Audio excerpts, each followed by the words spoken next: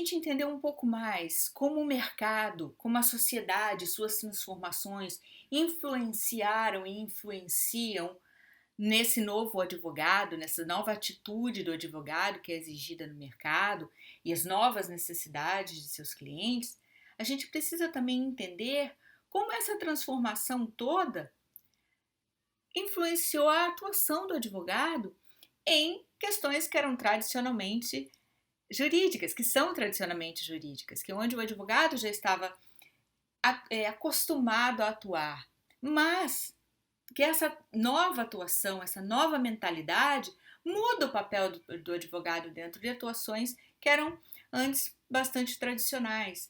Traz o advogado para um outro lugar, desenvolvendo um outro papel, cada vez mais dentro da advocacia preventiva, mas mesmo na litigante. Há uma modificação na atuação, no papel do advogado.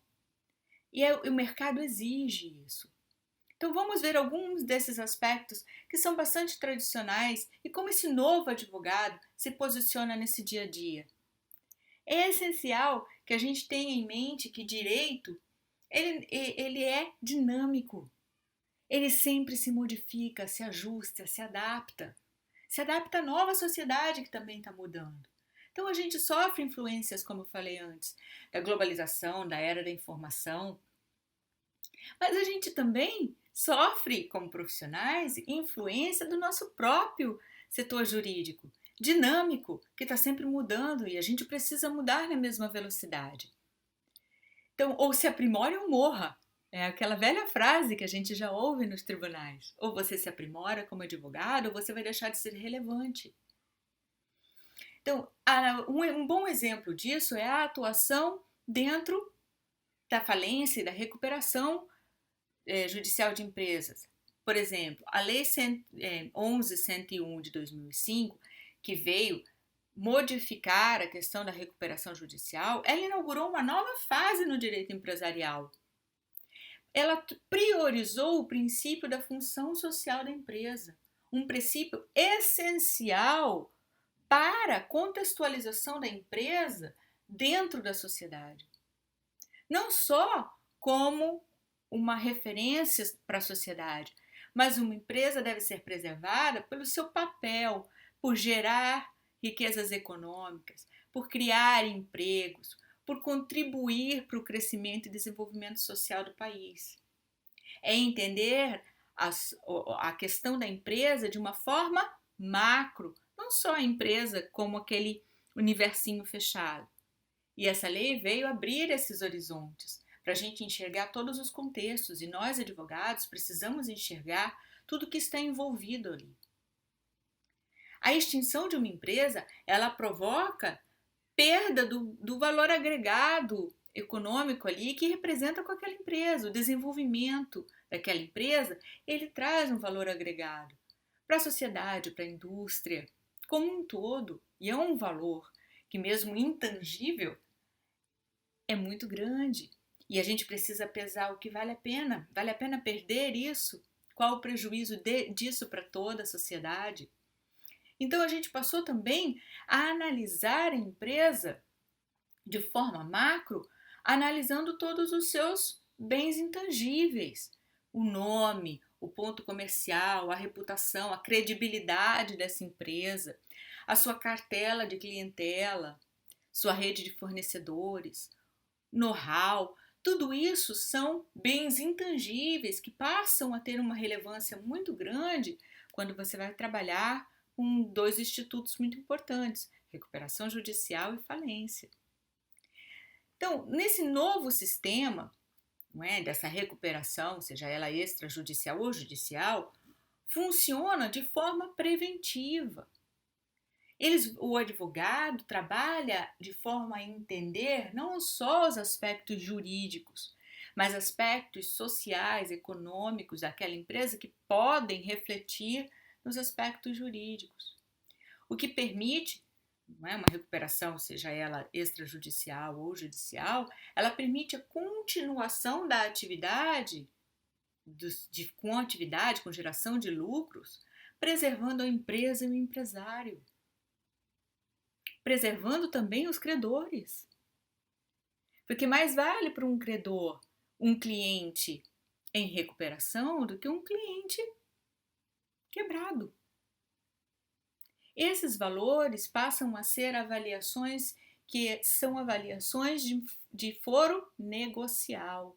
Por isso, o profissional que atua nessa área de direito empresarial, talvez mais do que todas as outras, precisa entender de aspectos negociais. Cabe ao advogado se reunir em torno da empresa e com todos os credores para buscar uma solução, seja ela temporária ou definitiva, para aquela insolvência. Uma forma de resolver, mas ali ele precisa usar aspectos, questões, elementos negociais. Negociais no sentido também de saber negociar. Não basta mais a gente saber chegar no tribunal e fazer as nossas argumentações legais. A advocacia, cada vez mais alimentando a advocacia preventiva, a habilidade interpessoal do advogado é essencial. Sua capacidade de negociar. E negociar quer dizer os dois lados ganharem, não é só o meu, não só o do outro. Além do aspecto empresarial, outras áreas também se tornaram bastante, se influenciaram muito com as transformações do mercado, outras áreas jurídicas. Se a gente for falar da questão de contratos, da área de contratos, ela foi modificada completamente pelo universo de transformação que houve aqui fora da sociedade. As relações jurídicas, né, que se desenvolvem com o Estado, o cidadão, são inúmeras e também modificaram o papel do advogado nessas relações cidadão-Estado. O advogado empresarial ele precisa ter conhecimento de direito tributário. O papel do advogado dentro da relação Estado-cidadão, o fisco, é essencial. E ele exige um conhecimento muito maior que puramente o tributário. Ele exige conhecimento de direito, conhecimento jurídico, mas exige também conhecimentos, capacidades de você absorver conhecimentos da área de contabilidade, de economia. O problema surge, não é, quando a gente tem que lidar com todas essas diferenças, todas essas expertises diferentes. Não tem como a gente saber tudo e nem há essa pretensão. A gente precisa ter as noções desses elementos essenciais para também saber trazer para perto de nós profissionais que possam nos auxiliar, porque cada vez mais a advocacia é um trabalho em grupo. Cada vez mais é um time que trabalha em prol de uma solução. Para o advogado iniciante, ele é fundamental que ele entenda isso. Que eu acho que o advogado que tem um pouco mais de carreira, ele já compreendeu um pouco essa cooperação entre as diversas áreas, justamente por conta desse aspecto da multidisciplinariedade que a nossa profissão passou a ter. Eu já trabalho com contador há muito tempo e acho que a maioria também atua dessa forma. É muito importante que o advogado que está chegando agora ao mercado de trabalho entenda que desenvolver parcerias para atender a multidisciplinariedade é essencial. Que o segredo não é saber tudo, e nem nós vamos, não há nem essa pretensão. Não é? Nós estamos diante de um momento em que o direito vai se transformar de forma radical de novo. Né? Com as reformas trabalhistas e previdenciárias, é preciso que a gente esteja inteirado sobre isso, mas é preciso também que a gente encontre as pessoas certas para trabalhar conosco nisso.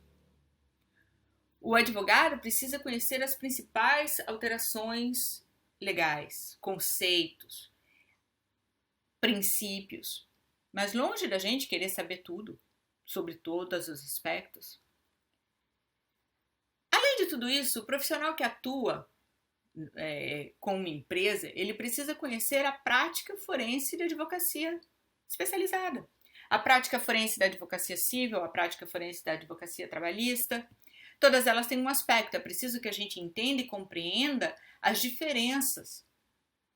para que a gente não perca ou não deixe de atender a necessidade do nosso cliente por não entender as diferenças de atuação, de prática forense.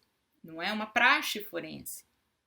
O advogado previdenciário, por exemplo, ele deve estar alinhado a essa nova legislação, mas ele também deve colaborar com cálculos corretos. Mas podemos nós fazer os cálculos corretos? Não, mas um contador pode nos auxiliar no cálculo. Inúmeras dúvidas vão surgir ao longo dessas transformações legais que estão por vir. E é necessário que nós, advogados, estejamos prontos para responder a demandas de nossos clientes com relação a essa fase de transição. O que muda com a nova lei? Como isso afeta a empresa, a nova lei?